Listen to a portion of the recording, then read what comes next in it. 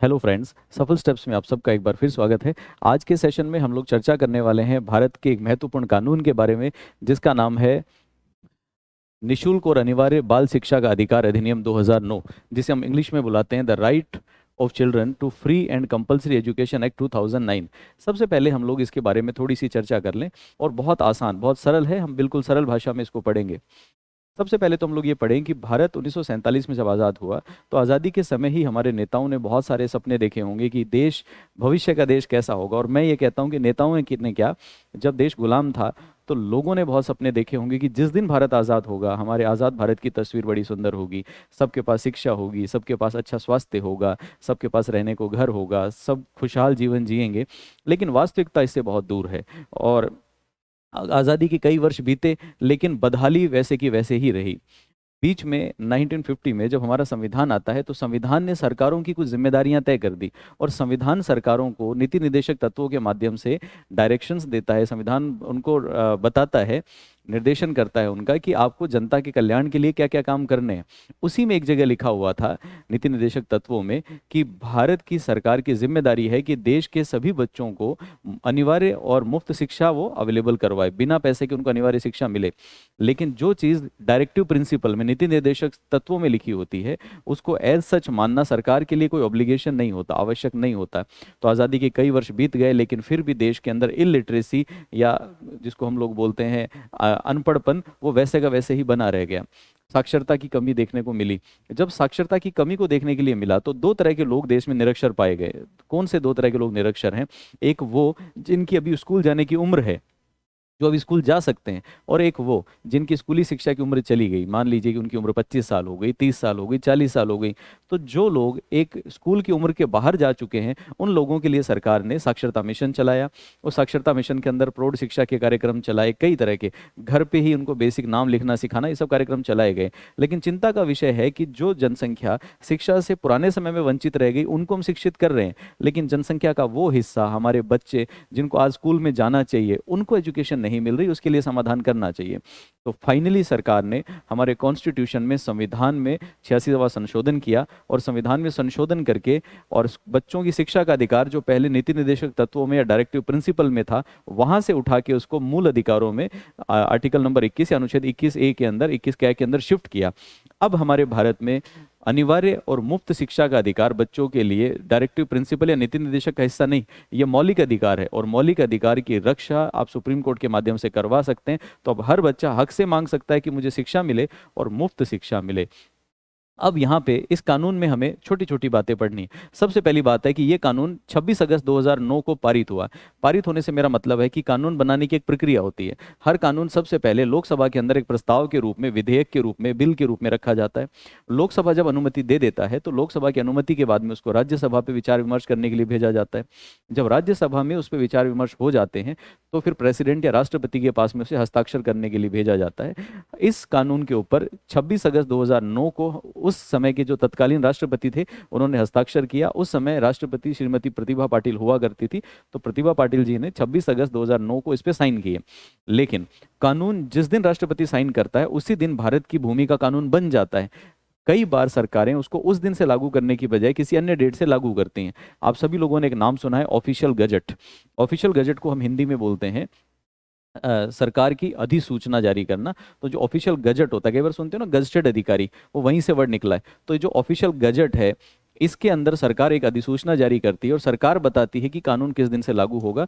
तो ये कानून 1 अप्रैल 2010 को लागू हुआ। जब पुराने समय में भारत में कोई कानून लागू होता था, तो उसमें कुछ ऐसे कानून थे जो जम्मू कश्मीर को छोड़ के बाकी भारत पे लागू होते थे। मतलब संपूर्ण भारत पे लागू होते थे, लेकिन जम्मू कश्मीर पे नहीं होते थे। उसका कारण है, पुराने जमाने में संविधान के अंदर अनुच्छेद 370, आर्टिकल 370 हुआ करता था, जिसकी वजह से जम्मू को कुछ विशेषाधिकार प्राप्त थे। लेकिन आज के दिन ये झगड़ा खत्म हो गया। तो मोदी सरकार ने जब 370 हटा दिया है, तो 370 हटाने के कारण ये कानून अब संपूर्ण भारत में लागू है। इसलिए मैंने जानबूझ के यहाँ पे जम्मू एंड कश्मीर की चर्चा नहीं की। आज के दिन भारत के सभी कानून संपूर्ण भारत पे लागू हैं। जम्मू कश्मीर का फंडा जो है वो हट गया है। लेकिन हाँ, जब इसको पारित किया गया तो इसमें लिखा गया कि जम्मू कश्मीर को छोड़ के बाकी भारत में लागू होता है। अब कोई भी कानून हो चाहे देश का, देश के सभी कानून सबसे पहले अध्यायों में बांटे जाते हैं। यूं समझ लीजिए कि जैसे आपकी किताब होती है, किताब सबसे पहले चैप्टर में बटी होती है ना, तो कानून भी भारत में लिखित रूप में आते हैं किताब के स्वरूप में, तो ये भी चैप्टर्स में बटे होते हैं। तो इस कानून के अंदर 7 चैप्टर हैं टोटल, और 7 चैप्टर के साथ हर चैप्टर के अंदर बहुत सारी धाराएं होती हैं, तो टोटल मिला के 39 39 इसके अंदर धाराएं हैं। 7 चैप्टर 39 धाराएं। और यहाँ पे हम लोगों ने एक बार क्लैरिफाई कर दिया कि ये कानून सबसे पहले नीति निर्देशक तत्वों में शामिल था, लेकिन बाद में कॉन्स्टिट्यूशन के अंदर अमेंडमेंट करके आर्टिकल 21 से जोड़ा गया। संविधान में संशोधन कब हुआ? 2 दिसंबर 2002 को 86वां संविधान संशोधन था, और अब इसे मौलिक अधिकार बना दिया गया।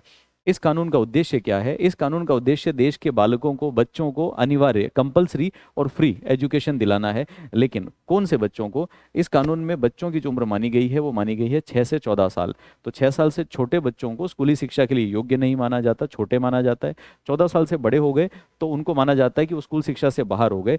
प्रैक्टिकली सोचें थोड़ा सा, तो ये कौन सी क्लास तक की एजुकेशन की बात कर रहा है? देखिए, स्कूलिंग पहली क्लास से स्टार्ट होती है, मतलब ये नर्सरी, एलकेजी, यूकेजी, जिसको हम प्री स्कूल बोलते हैं, वो यहाँ पे शामिल नहीं है। पहली क्लास से ये एजुकेशन शुरू हुई, और बच्चे की अनिवार्य शिक्षा जो हम लोग देते हैं वो एलिमेंट्री एजुकेशन 8वीं तक मानते हैं। तो जो एजुकेशन है वो 1st to 8, पहली से 8वीं तक है। पहली से 8वीं तक बच्चा पढ़ेगा, और 6 साल की स्कूल मतलब 8 साल की शिक्षा होगी, 6 साल का एडमिशन लेगा, तो बच्चे की उम्र कितनी हो जाएगी? 14 साल। तो इसीलिए रखा गया कि 6 से 14 साल की उम्र होनी चाहिए, मतलब 8वीं तक की एजुकेशन को हम लोग यहाँ पे डिस्कस करेंगे। तो अब हम देखते हैं आगे। तो ये हमें समझ में आया कि किस तरह से ही है। अब सबसे पहले हम लोग देखते हैं कि इस कानून की संरचना क्या है, कानून का स्ट्रक्चर क्या है। तो हर कानून, मैंने बताया कि सबसे पहले कोई भी कानून अध्याय में या चैप्टर में बटा होता है, और हर चैप्टर के अंदर बहुत सारी धाराएं होती हैं। इस कानून में कुल मिला के 7 चैप्टर हैं, और इस कानून में टोटल मिला के 39 धाराएं हैं। एक बार इसकी संरचना देखते हैं कि चैप्टर कैसे बने हुए हैं। पहला चैप्टर है जिसका नाम है प्रारंभिक। प्रारंभिक को अंग्रेजी में बोलते हैं प्रीलिमिनरी। भारत का कोई भी कानून हो, हर कानून के अंदर पहला चैप्टर हमेशा प्रारंभिक या प्रीलिमिनरी ही होता है। तो फर्स्ट हमेशा प्रारंभिक या प्रीलिमिनरी ही होता है। एक बार याद कर लीजिए, आपको जरूरत नहीं पड़ेगी याद करने की। इस चैप्टर के अंदर धाराएं कौन कौन सी हैं? इसके अंदर धारा संख्या 1 और 2, दो धाराएं, 1 और 2। उसके बाद दूसरा जो इसका अध्याय है वो सबसे इंपॉर्टेंट अध्याय है। दूसरा अध्याय है मुफ्त और अनिवार्य शिक्षा, निःशुल्क और अनिवार्य शिक्षा, फ्री एंड कंपलसरी एजुकेशन। इसके अंदर 3 धाराएं हैं, 3, 4, 5। तो इसमें 3 धाराएं, तो मैं साथ साथ लिखता चलता हूँ। इसमें 2 धाराएं हैं, इसमें टोटल मिला के 3 धाराएं हैं, 3 सेक्शंस हैं। उसके बाद ये वही धारा है जो आप कई बार मूवी देखते हो, तो मूवी में वो वकील लोग कहते हैं ना कि मैं अदालत से दरख्वास्त करता हूँ कि इसको दफ़ा 302 के तहत फांसी की सजा दे दी जाए। वो जो दफ़ा, धारा, सेक्शन, एक ही बात। उसके बाद आगे चलते हैं हम लोग, section number 3, sorry chapter number 3, अध्याय संख्या 3। अध्याय संख्या 3 हमें बताता है समुचित सरकार, स्थानीय प्राधिकार और माता पिता के दायित्व। इसका मतलब ये चैप्टर ये बताएगा कि गवर्नमेंट की रिस्पॉन्सिबिलिटी क्या है, लोकल अथॉरिटी मतलब जो ये म्यूनसिपैलिटी वगैरह होती हैं उनकी रिस्पॉन्सिबिलिटी क्या है, और इसके साथ साथ माता पिता की जिम्मेदारी क्या होगी। इसके अंदर 6 से लेके 11 सेक्शन है। अगर आप लोग गिनेंगे तो 6, 7, 8, 9, 10, 11 टोटल मिला के 6 सेक्शन यहाँ पे हो जाते हैं। तो 6 सेक्शन यहाँ पे हो गए। उसके बाद हम आगे चलते हैं, चैप्टर नंबर 4। चैप्टर नंबर 4 है विद्यालय और शिक्षकों के दायित्व। यहाँ पे सरकार के दायित्व थे, यहाँ पे हम लोग स्कूल के और टीचर्स के दायित्वों को डिस्कस करेंगे। और स्कूल और टीचर्स के दायित्व 12 से लेके 28, 12 से लेके 28 तक काउंट अगर हम लोग कर लें तो 12, 13, 14, 15, 16, 17, 18, 19, 20, 21, 22, 23, 24, 25, 26, 27, 28। तो टोटल मिला के 17 सेक्शन, 17 सेक्शन यहाँ पे हो जाते हैं। उसके बाद हम आगे चलते हैं। अगला हमारा चैप्टर है जिसका नाम है पाठ्यक्रम एंड प्रारंभिक शिक्षा को संपूर्ण करना। इसका मतलब completion of elementary education and curriculum. इसके अंदर टोटल मिला के 29 से लेके 30 तक, 29 और 30 2 धाराएं होगी, तो 2 सेक्शन यहाँ पे हैं। उसके बाद अगला चैप्टर है चैप्टर नंबर 6। इसका नाम है बाल अधिकारों की रक्षा, protection of children right. Protection of children right के अंदर 31 से 34, 31, 32, 33 और 34 4 धाराएं हैं। और सबसे लास्ट में विविध, मिसलेनियस। ये हर कानून के अंदर लास्ट सेक्शन जो है, लास्ट चैप्टर जो विविध ही होता है। इसके अंदर धारा है 35 से लेके 39 तक। तो 35, 36, 37, 38, 39, 5 धाराएं इसमें। अब अगर हम इस हिसाब से देखें कि इस कानून का सबसे बड़ा चैप्टर कौन सा है, तो आप याद कर सकते हो कि इस कानून का सबसे बड़ा चैप्टर चैप्टर संख्या 4 है, अध्याय संख्या 4 है, जिसके अंदर विद्यालय और शिक्षकों के दायित्व हैं। और कुल मिला के इसके अंदर 17 धाराएं हैं। इस कानून का सबसे छोटा चैप्टर ढूंढा जाए तो सबसे छोटा चैप्टर एक तो प्रारंभिक रहा, जिसके अंदर 2 धाराएं हैं। और प्रारंभिक के साथ साथ चैप्टर नंबर 5 पाठ्यक्रम और प्रारंभिक शिक्षा को संपूर्ण करना, इसमें भी 2 ही धाराएं हैं। तो ये 2 चैप्टर इसमें छोटे हैं। यहाँ तक की बात समझ में आती है। अब अगर मान लीजिए कि ये चैप्टर आप ठीक से पढ़ लें मैं आपको एग्जाम में याद करने का तरीका बता रहा हूँ कि अगर आप चैप्टर ठीक से पढ़ लें तो आपको 90% बात यहीं पे याद हो जाएगी।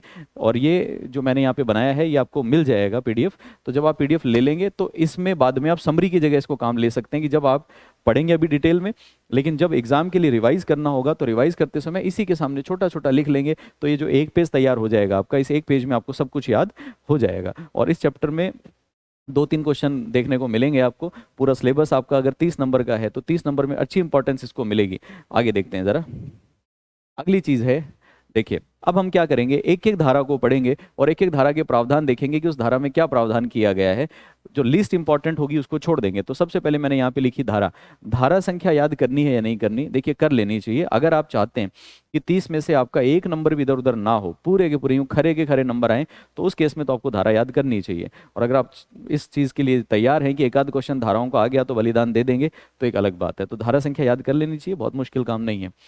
सबसे पहले यहाँ पे धारा, धारा का नाम क्या है, उसका विषय क्या है, और उस धारा के अंदर क्या प्रावधान, क्या नियम है, क्या प्रोविजंस है। तो देखिए कानून की पहली धारा है जिसका नाम है क्षेत्र और प्रारंभ।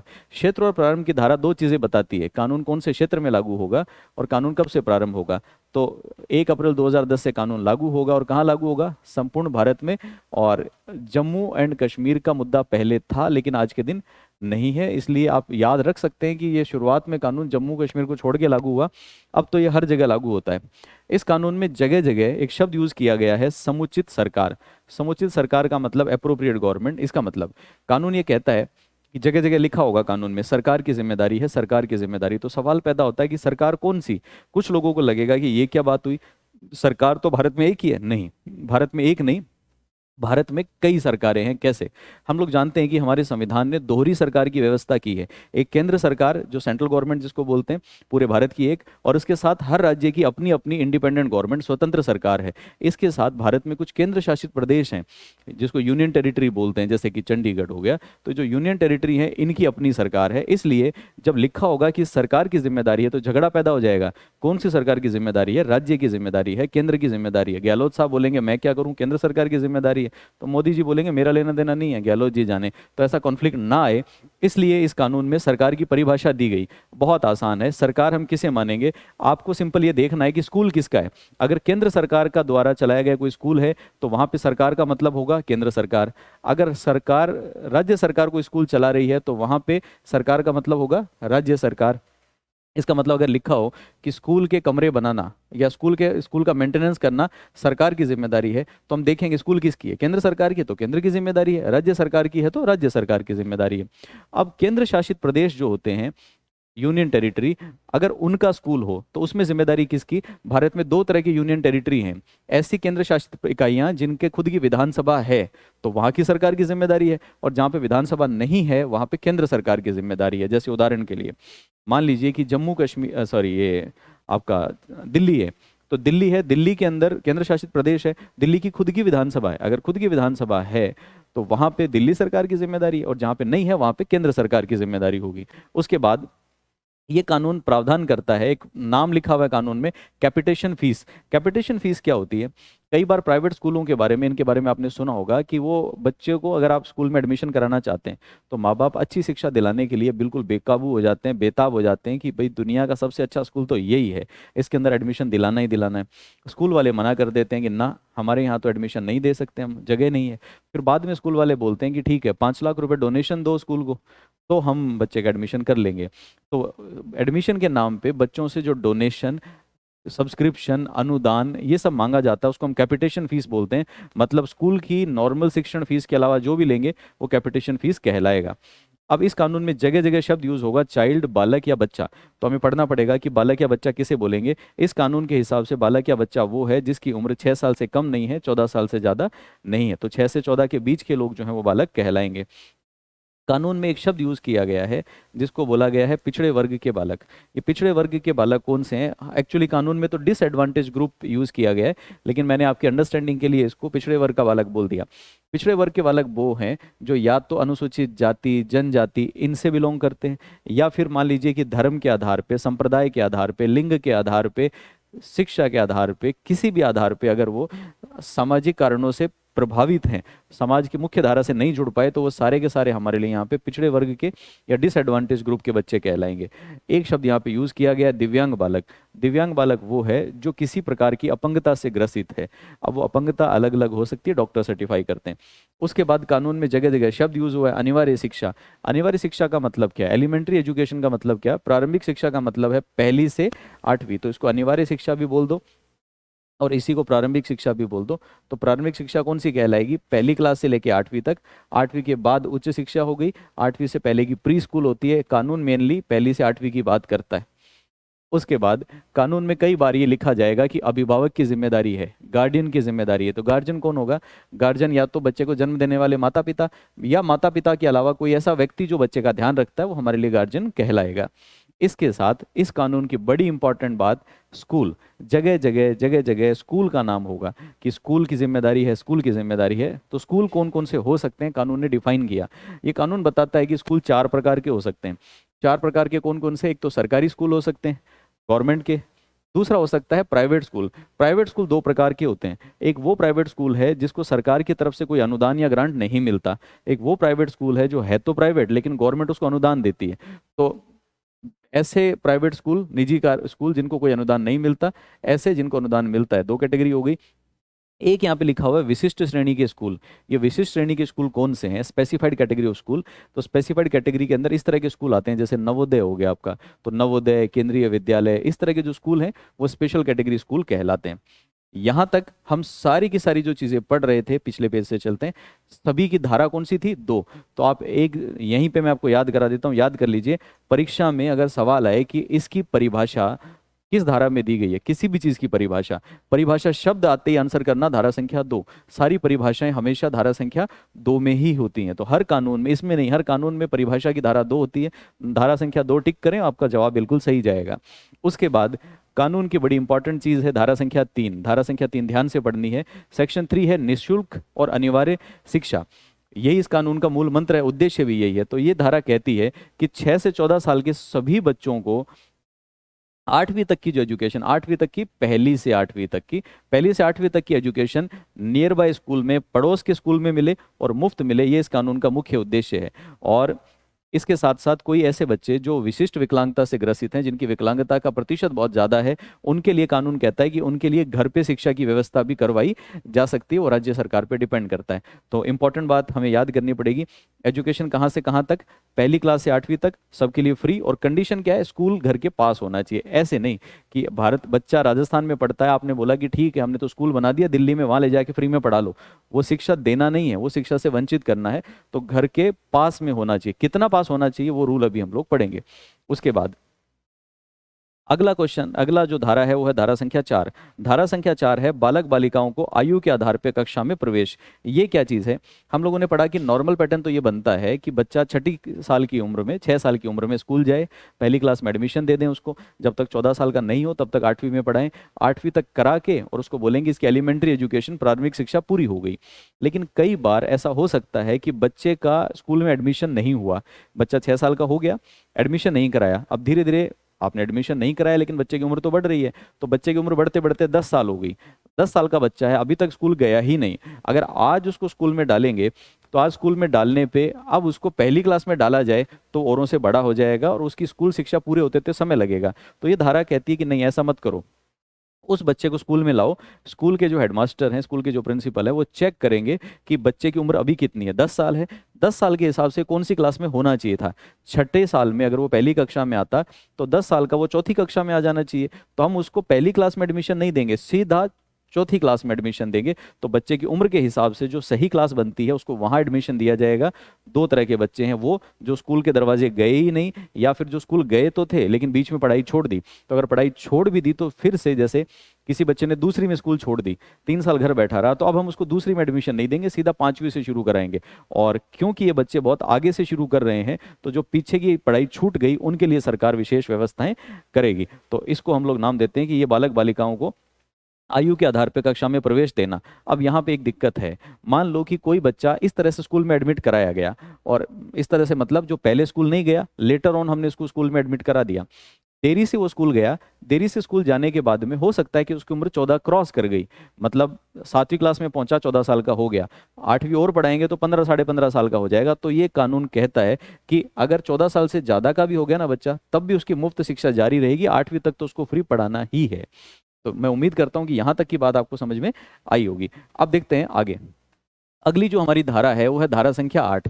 धारा संख्या 8 कहती है दूसरे विद्यालय में प्रवेश का अधिकार, दूसरे विद्यालय में स्थानांतरण का अधिकार। ये क्या चीज़ है?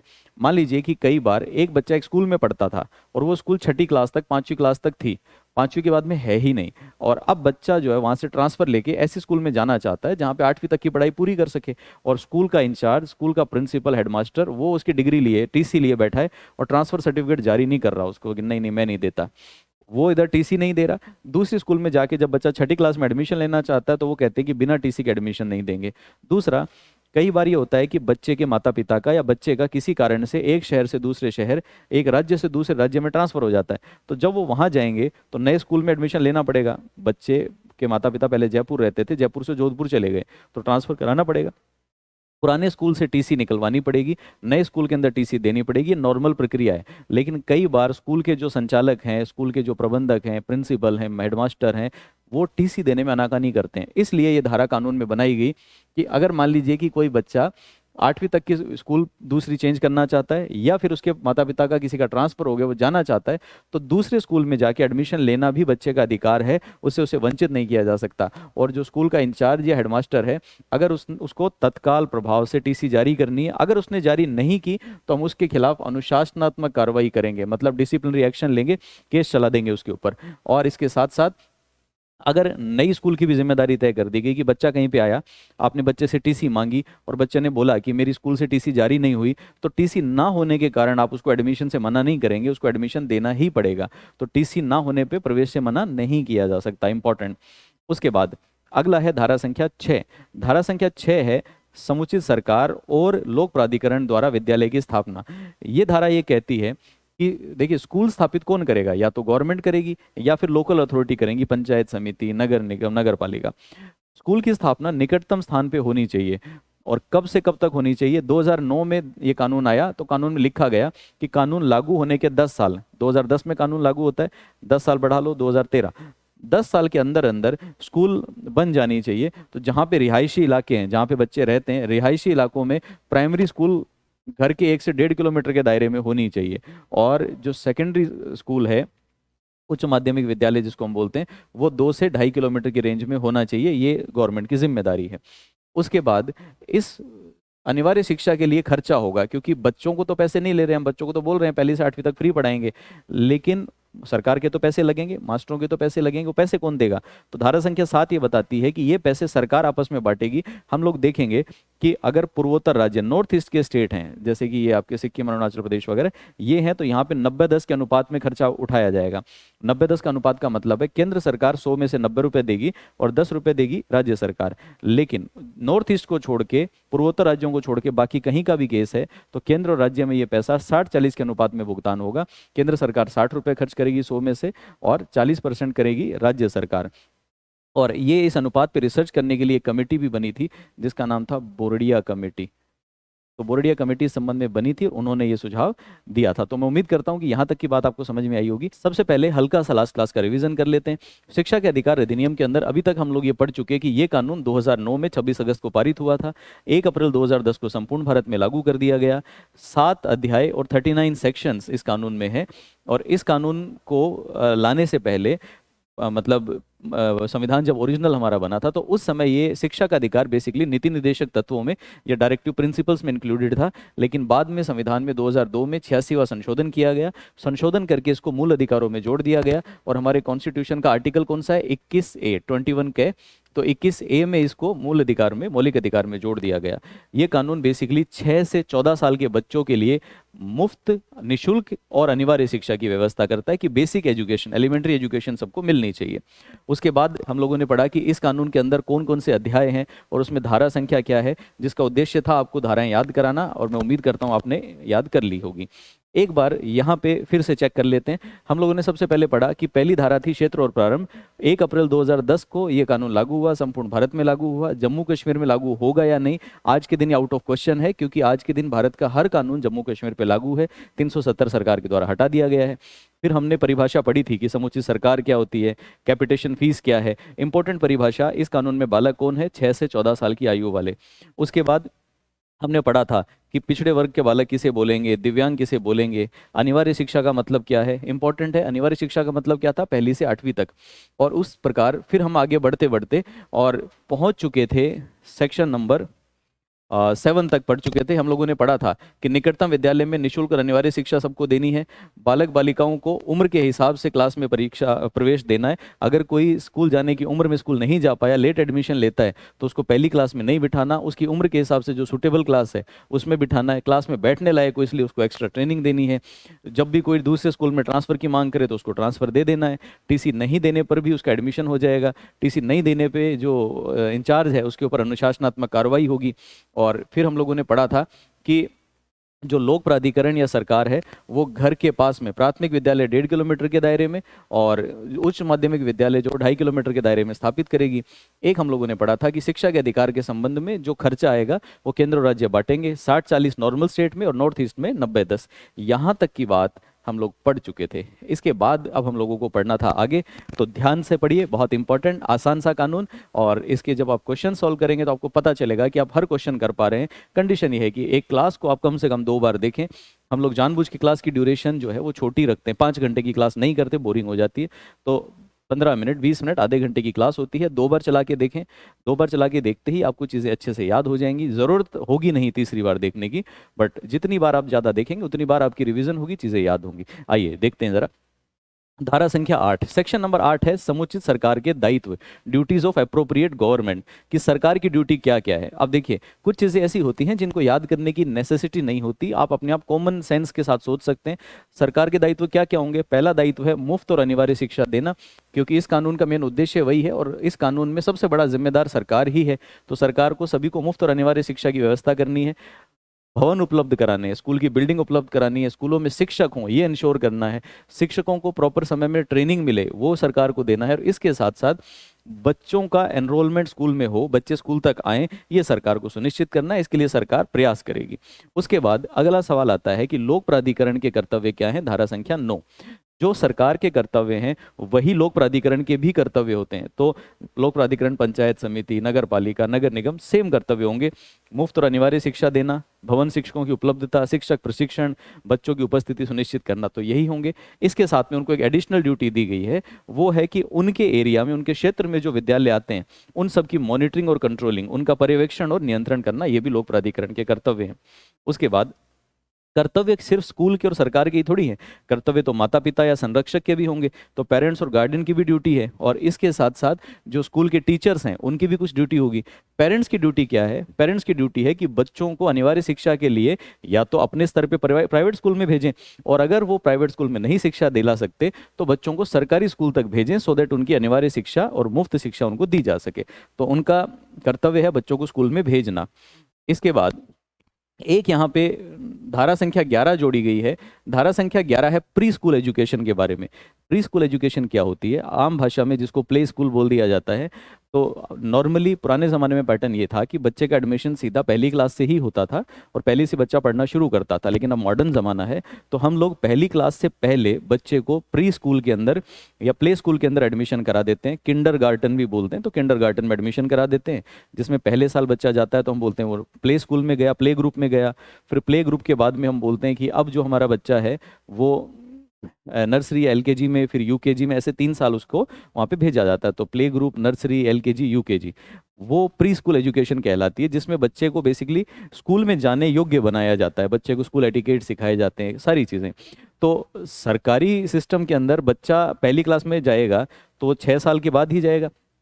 प्री स्कूल में कहाँ भेजेंगे हम उसको, क्योंकि गवर्नमेंट में प्री स्कूल है नहीं। तो इसलिए सरकार ये कहती है कि 6 से कम साल के उम्र के जो बच्चे हैं उनके लिए प्री स्कूल की निःशुल्क व्यवस्था की जाएगी और सरकार उसके लिए एडिशनल प्रोविज़न करेगी। उसके बाद इंपॉर्टेंट सवाल, विद्यालय के दायित्व क्या है, स्कूल की रिस्पॉन्सिबिलिटी क्या है? तो देखिए, स्कूलों की रिस्पॉन्सिबिलिटी है कि इस योजना को सफल बनाए, सरकार जो कह रही है वो बात माने। तो क्या क्या बात माननी है? अगर तो आपका स्कूल गवर्नमेंट है, सरकारी स्कूल है, तो सरकारी स्कूल को बच्चों को फ्री में एजुकेशन देनी है, मुफ्त एजुकेशन देनी है। अगर स्कूल एडेड है, एडेड का मतलब है कुछ अनुदान प्राप्त स्कूल होते हैं जो है तो बेसिकली प्राइवेट, लेकिन उसमें जो टोटल खर्चा होता है उसका कुछ हिस्सा सरकार से अनुदान के रूप में मिलता है। तो अगर आपका एडेड स्कूल है अनुदान वाला, तो जितनी आपकी अनुदान की राशि है कम से कम उतनी शिक्षा बच्चों को मुफ्त देनी है। इसका मतलब है कि अगर एक साल में 50 बच्चों के बराबर अनुदान मिल रहा है तो 50 बच्चों को तो कम से कम आपको मुफ्त पढ़ाना ही है, और इसके साथ साथ न्यूनतम आपकी जो स्ट्रेंथ है उसका 25% आपको फ्री पढ़ाना ही पड़ेगा। इसका मतलब स्कूल में अगर टोटल मिला के मान लीजिए कि 200 बच्चे हैं तो 200 का 25% 50 होता है, उतने बच्चों को तो मुफ्त में एजुकेशन देनी ही है। इसके अलावा कोई और विद्यालय है, तो और विद्यालय कौन से हो गए? प्राइवेट वाले। प्राइवेट वाले विद्यालयों के लिए एक कंडीशन है कि उनको कम से कम 25% सीटें गरीब और पिछड़े वर्ग के लिए आरक्षित करनी है, तो उनको रिजर्वेशन देना है पुअर और पिछड़े वर्ग को। तो अगर किसी स्कूल के अंदर नर्सरी क्लास के अंदर 200 सीटें हैं तो 200 में से 50, 100 है तो 25 सीटें रिजर्व होंगी। इसमें वो बच्चों को एडमिशन दे देते हैं, लेकिन बाद में गवर्नमेंट से उसका राशि जो है वो क्लेम कर लेते हैं। अब अगली धारा है धारा संख्या 13। धारा संख्या 13 का नाम है प्रवेश की प्रक्रिया, एडमिशन की प्रोसेस, कि स्कूल में एडमिशन जो है वो किस तरह से होगा। तो देखिए, एडमिशन प्रोसेस है सिंपल, आपके नियर बाय जो स्कूल है उसमें जाके आपको आवेदन देना है और बच्चे को एडमिशन मिलेगा। बच्चे से या माता पिता से कोई इंटरव्यू या क्वेश्चनिंग नहीं होगी। आप एक बात सुनते हैं, सभी लोगों को पता है कि नॉर्मली आजकल प्राइवेट स्कूलों के अंदर पहले बच्चे का इंटरव्यू होता है, फिर माँ बाप का इंटरव्यू होता है, तो उस पर पूरी तरह से कानून रोक लगाता है। बच्चे का या माँ बाप का किसी भी तरह का कोई इंटरव्यू नहीं होगा। और इसके साथ साथ एडमिशन के नाम पे कोई चंदा, कोई अंशदान, कोई कैपिटेशन फीस नहीं मांगी जाएगी।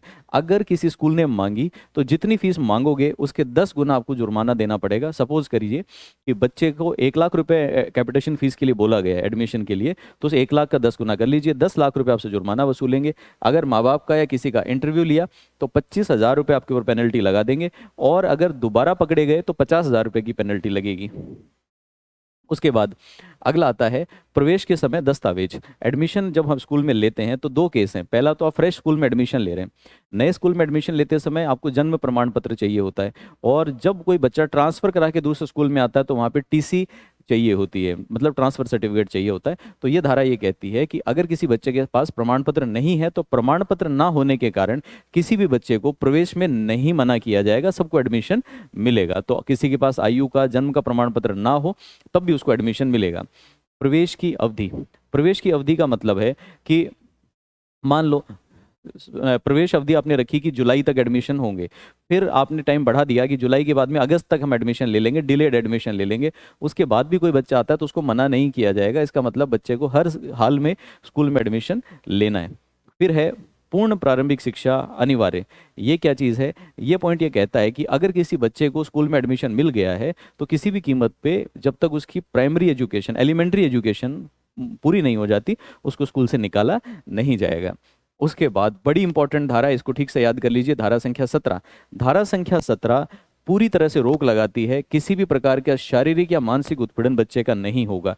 इसका मतलब है पुराने ज़माने में जब आप लोगों ने स्कूलिंग की है, हम लोगों ने की है, तो हमारे ज़माने में, आपके ज़माने में स्कूलों के अंदर स्पेशली छोटे एरिया में, गाँव में टीचर लोग बच्चों की खूब पिटाई किया करते थे, पीट पीट के पढ़ाते थे और कोई बुरा भी नहीं मानता था। लेकिन अब ज़माना बदल गया है। आज के दिन हम किसी भी प्रकार की स्कूल के अंदर पिटाई या मानसिक उत्पीड़न के लिए पूरी तरह से रोक लगाते हैं। ये धारा कहती है कि अगर किसी ने ऐसा किया तो ऐसा करने पर हम उस टीचर के, उस स्कूल के स्टाफ के खिलाफ अनुशासनात्मक कार्रवाई या डिसिप्लिनरी एक्शन करेंगे। उसके बाद अगला धारा संख्या 18। धारा संख्या 18 है विद्यालयों की मान्यता के बारे में। ये धारा ये कहती है कि अगर कोई भी स्कूल चलाता है, कोई भी व्यक्ति स्कूल चलाता है तो उसको पहले सरकार से मान्यता लेनी पड़ेगी। अगर स्कूल अप्रूव्ड नहीं है, रिकॉग्नाइज नहीं है, तो स्कूल चला नहीं सकता। फिर भी अगर पता चल गया कि कोई बिना मान्यता के स्कूल चला रहा है तो हम उसके ऊपर 1 लाख रुपए का जुर्माना लगा देंगे। तो 1 लाख रुपए का जुर्माना लगेगा। अच्छा, 1 लाख का जुर्माना तो लग गया और सरकार ने उसको बोल दिया कि स्कूल को बंद करो, उसके बाद भी वो बंद नहीं करा, चलाया जा रहा है, तो जितने दिन स्कूल चलेगी हर दिन 10,000 रुपये का जुर्माना लगेगा। सपोजिंगली मान लो कि 25 दिन स्कूल चल गई तो 25 इंटू 10,000 कर लो, 2.5 लाख रुपए और देने पड़ जाएंगे। उसके बाद जब कोई स्कूल, हमने पढ़ा कि मान्यता के बिना तो चला नहीं सकता, तो धारा 19 बताती है कि अगर किसी को मान्यता लेनी है तो मान्यता लेने के लिए मानक क्या होगा, तरीका क्या है।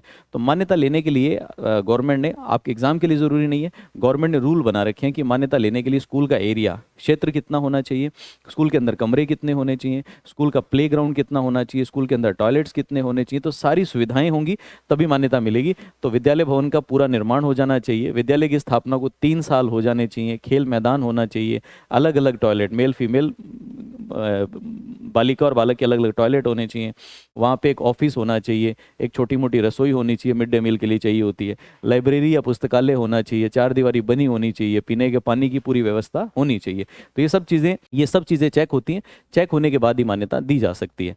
उसके बाद है मानक सूची में परिवर्तन। मानक सूची में परिवर्तन का मतलब है कि ये जो ऊपर नियम दिए गए हैं, केंद्र सरकार इनमें से किसी भी नियम में ढील दे सकती है, तो ये सामान्य बात है, हमारे एग्जाम में इस तरह के प्रश्न तो नहीं आते हैं। एक और इंपॉर्टेंट सवाल है जिसका नाम है विद्यालय प्रबंधन समिति, धारा संख्या 21, याद कर लीजिए, स्कूल मैनेजमेंट कमेटी इंपॉर्टेंट है। स्कूल मैनेजमेंट कमेटी क्या है, बेसिकली हर स्कूल के अंदर एक कमेटी गठित होगी जिसका नाम स्कूल मैनेजमेंट कमेटी होगा। School management committee basically school के विकास की योजनाएं बनाती है और स्कूल का जो क्रियाकलाप है उसका मैनेजमेंट भी देखती है। इसकी कमेटी का जो गठन है वो किस तरह से होगा, इस कमेटी के अंदर कम से कम 50% महिलाएं होंगी और कमेटी के जितने भी मेंबर होंगे उनमें से 3/4 मेंबर माता पिता या गार्डियंस में से अपॉइंट होंगे। उसके बाद अगला आता है विद्यालय विकास की योजना, धारा संख्या 22। धारा संख्या 22 ये कहती है कि हर विद्यालय के विकास की योजना स्कूल मैनेजमेंट कमेटी बनाएगी। नॉर्मली ये योजना 3 साल के लिए बनाई जाती है, तो त्रिवर्षीय योजना होती है, लेकिन उसमें भी हर साल की अलग अलग 1 वर्षीय योजनाएं भी बनेंगी, तो वो डिसाइड करेंगे कि स्कूल का किस तरह से विकास होगा। फिर धारा संख्या 23 ये कहती है कि सरकार को शिक्षकों की योग्यता डिसाइड करनी पड़ेगी। तो शिक्षकों की योग्यता क्या होगी, उनके वेतन भत्ते क्या होंगे और सेवा शर्तें क्या होंगी, वो डिसाइडेड पहले से कर दी जाएंगी। अब बात आती है शिक्षक के कर्तव्य, इंपॉर्टेंट धारा, याद कर लीजिए, धारा संख्या 24। तो सेक्शन 24 अगेन इंपॉर्टेंट है कि शिक्षक के कर्तव्य क्या होंगे। सामान्य धारा है, वैसे याद करने के लिए इसके अंदर रूल्स बहुत टफ नहीं है। क्या क्या होगा, हर शिक्षक को अपनी ड्यूटी पूरी करनी है, तो मतलब समय पे स्कूल आना है, समय पे स्कूल आने के बाद में टाइम से अपना सिलेबस या पाठ्यक्रम पूरा कराना है। फिर हर बच्चे के सामर्थ्य को पहचान के, उसको क्लास के सामर्थ्य को देख के उसके हिसाब से उन्हें अपनी शिक्षा की योजना बनानी है कि किस तरह से मैं इनको पढ़ाऊंगा। और इसके साथ साथ बच्चों से, माता पिता से प्रॉपर कम्युनिकेशन या संवाद करना है। इसके साथ और क्या क्या हो सकता है,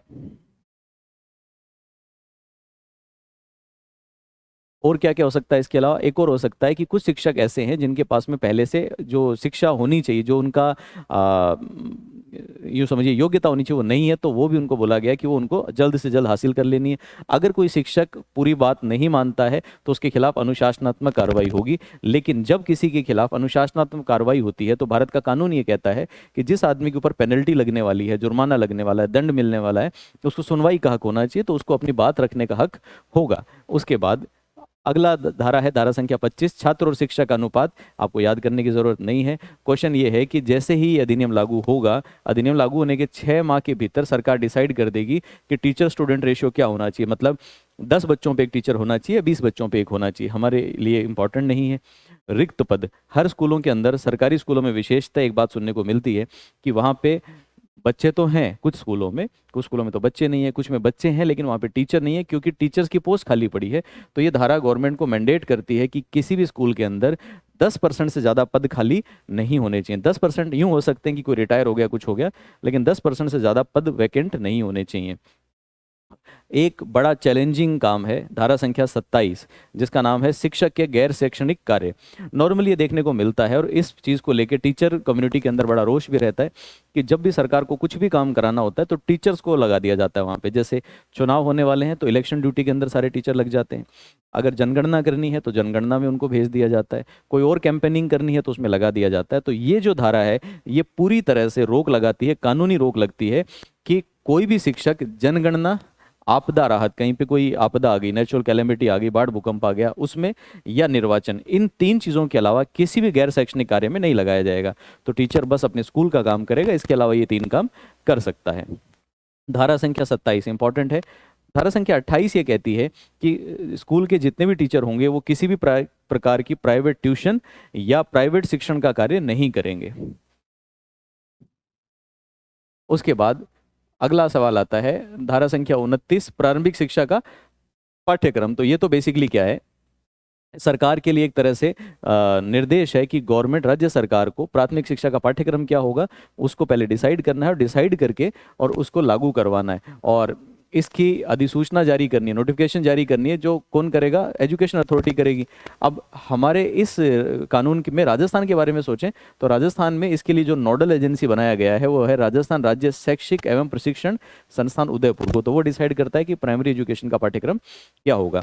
फिर उसके बाद में है प्राथमिक परीक्षा में या प्रारंभिक परीक्षा में बोर्ड की परीक्षा। ये क्या चीज़ है, ये धारा बेसिकली आपको सिर्फ एक तरह से क्लैरिफिकेशन देती है, स्पष्टीकरण देती है कि अब प्रारंभिक परीक्षा के अंदर, प्राथमिक परीक्षा के अंदर, प्रारंभिक परीक्षा में किसी प्रकार के बोर्ड की एग्जाम नहीं होगी। बच्चों को बस प्राइमरी परीक्षा पूरी कर लेने पर एक सर्टिफिकेट या प्रमाण पत्र मिलेगा, तो बोर्ड की परीक्षा नहीं ली जा सकती। अगली धारा है धारा संख्या 31, जिसका नाम है बालक अधिकार संरक्षण। बालक अधिकार संरक्षण सिर्फ आपको ये बताता है कि जो जुवेनाइल जस्टिस केयर इनके कानून है उनके तहत यहाँ पे भी बालकों के अधिकारों का संरक्षण होगा। इसमें आपके लिए कुछ याद करने लायक नहीं है। उसके बाद अगला है बालक अधिकार के संबंध में अपील। ये धारा आप चाहें तो याद कर सकते हैं कि हमें बालकों के अधिकारों की रक्षा करनी है, लेकिन अगर मान लीजिए कि उनके अधिकारों का किसी तरह से उल्लंघन हो रहा है तो जो भी लोकल अथॉरिटी है उसको आप रिटर्न के अंदर रिक्वेस्ट कर सकते हैं, लिखित में शिकायत दे सकते हैं। उसके बाद एक और इम्पोर्टेंट धारा है जिसका नाम है राष्ट्रीय सलाहकार परिषद, नेशनल एडवाइजरी काउंसिल। ये नेशनल एडवाइजरी काउंसिल में धारा संख्या 33 राष्ट्रीय शब्द जुड़ रहा है। राष्ट्रीय शब्द जुड़ते ही इसका मतलब है कौन बनाएगा, केंद्र सरकार। तो केंद्र सरकार की जिम्मेदारी है कि केंद्र सरकार एक राष्ट्रीय सलाहकार परिषद का गठन करेगी, और इसका काम क्या है, इस अधिनियम को ठीक से लागू करने के लिए सरकार को सुझाव देगी। इसके अंदर कुल मिला के 15 सदस्य होंगे। जैसे केंद्र सरकार राष्ट्रीय सलाहकार परिषद बनाएगी, वैसे ही धारा 34 के अंदर राज्य सरकार राज्य सलाहकार परिषद का गठन करेगी, और इसका काम क्या होगा, इस कानून को राज्य के अंदर ठीक से कैसे लागू किया जाए उसके प्रावधान बनाना। धारा 35 के अंदर डायरेक्टिव प्रिंसिपल या मार्गदर्शक सिद्धांत दिए गए हैं, और मार्गदर्शक सिद्धांत बेसिकली गवर्नमेंट को ये बताते हैं कि जो भी समुचित सरकार, केंद्र सरकार, स्थानीय अथॉरिटी है, वो इस अधिनियम को ठीक से लागू करने के लिए समय समय पे मार्गदर्शक सिद्धांत जारी करेगी। ठीक ऐसे ही राज्य सरकार भी वो जारी कर सकती है, और इसके साथ साथ स्कूल मैनेजमेंट कमेटी कैसे काम करेगी उसके लिए भी मार्गदर्शन के लिए इस नियम बना सकते हैं। तो इनमें याद करने का बहुत ज़्यादा इस तरह की धाराओं में नहीं होता है। उसके बाद धारा संख्या 36, धारा संख्या 36 ये कहती है कि किसी ने भी 13, 18 या 19 धारा के अपराध किए। 13, 18, 19 का मतलब बच्चे से कैपिटेशन फीस मांगी, मान्यता प्राप्त किए बिना स्कूल चला रहा है, इस तरह के अपराध किए, तो ऐसे में अपराधी को दंड दिया जा सकता है। लेकिन सबसे पहले उसके ऊपर केस जब होगा तो केस से पहले सरकार के द्वारा मंजूरी दी जाएगी, तो गवर्नमेंट से पहले परमिशन मांगी जाएगी, तब उसके ऊपर केस रजिस्टर होगा। ऐसा नहीं होगा कि किसी को भी उठा के अंदर डाल दिया। उसके बाद धारा संख्या 37 जो है वो कहती है सद्भावपूर्वक कार्रवाई। सद्भावपूर्वक कार्रवाई का मतलब है कि अगर मान लीजिए कि कोई भी कार्रवाई किसी के ऊपर होती है तो हम पूरे सद्भाव से वो कार्रवाई करेंगे, मतलब दुर्भावना से प्रेरित होकर किसी के अगेंस्ट कोई एक्शन नहीं लिया जाएगा। और इसके अलावा जो विद्यालय प्रबंध समिति है उसने गुड फेथ में कोई काम किया, तो विद्यालय प्रबंध समिति बेसिकली क्या होता है, विद्यालय प्रबंध समिति के अंदर अध्यक्ष भी हम लोग जो पेरेंट्स होते हैं बच्चों के, उन्हीं में से किसी को बनाते हैं। तो उसका काम ये होता है कि विद्यालय में बेसिकली माता पिता को शामिल कर लेना, माता पिता को मैनेजमेंट में शामिल कर लेना, जिससे ये आरोप ना लगे कि बच्चों का शोषण हो रहा है, विद्यालय ठीक से काम नहीं कर रहा। जब पेरेंट्स वहाँ पे होंगे तो काम ठीक से होगा, मॉनिटर कर पाएंगे। तो इसलिए अगर उस पेरेंट्स की कमेटी ने, स्कूल मैनेजमेंट कमेटी ने कोई एक्शन लिया है तो उसके ऊपर भी हम कोई कार्रवाई नहीं करेंगे। और उसके बाद में है समुचित सरकार द्वारा नियम। इस तरह की धाराओं को तो आप बिल्कुल छोड़ सकते हैं। ये धारा बेसिकली ये कहती है कि सरकार को इस कानून के अंदर नियम बनाने की शक्ति होगी। तो ये आप यूँ याद कर लीजिए कि कोई भी कानून हो, हर कानून को लागू करने के लिए नियमों की आवश्यकता होती है। उन नियमों को बनाने की शक्ति हमेशा सरकार को दी जाती है, यहाँ भी समुचित सरकार को वो शक्ति दी गई है। तो देखिए ये हमारा एक इम्पॉर्टेंट सा एरिया था जिसका नाम था राइट टू एजुकेशन या शिक्षा का अधिकार अधिनियम 2009। मैं उम्मीद करता हूँ कि ये सेशन आपके लिए उपयोगी रहा होगा। मैं अगेन आपसे कहूँगा क्लास को 2 बार 3 बार 4 बार देखिए, जिससे कि आपको ये सारी चीज़ें समझ में आए, याद हो सकें। इंपॉर्टेंट धाराओं को मार्क कर लीजिए अब एक इंपॉर्टेंट सवाल कि ये नोट्स आपको कहाँ से मिलेंगे, तो सफल स्टेप्स के नाम से, जिस नाम से हमारा यूट्यूब चैनल है उसी नाम से हमारा एप्लीकेशन है, एंड्रॉयड पे जाएंगे, एप्लीकेशन डाउनलोड कर लीजिए। हम लोगों ने पहले ये बोला था आप लोगों को कि जिस दिन ये राइट टू एजुकेशन पूरा होगा उसके नोट्स उस दिन डालेंगे। तो आज क्योंकि ये पूरा हो गया है तो आज इसके नोट्स डल जाएंगे, तो आप एप्लीकेशन डाउनलोड करें, वहाँ पे फ्री मटेरियल के नाम से कहीं पे आपको लिंक मिल जाएगा, उस पर आप जाएंगे तो वहाँ पे आपको नोट्स मिल जाएंगे, आप डाउनलोड करें और 2 बार 4 बार उसको पढ़ें। और साथ के साथ एक बार जब आप नोट्स पढ़ लेते हैं उसके बाद एक बार वीडियो देखेंगे और से, तो आपको ज़्यादा बेटर क्लैरिटी आएगी। हम और बचा हुआ जो सिलेबस है आपका वो जल्दी लेके फिर मिलेंगे, तब तक के लिए आप सबका बहुत बहुत धन्यवाद। Thank you.